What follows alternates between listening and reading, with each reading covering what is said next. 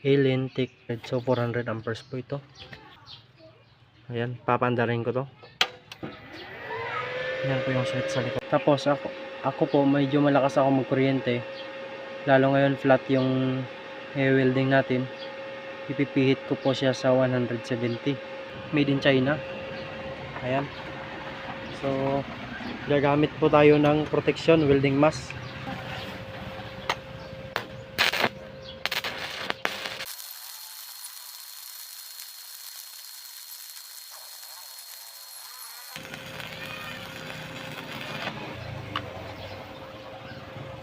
Nakita natin, ayan na. Titik-tik natin.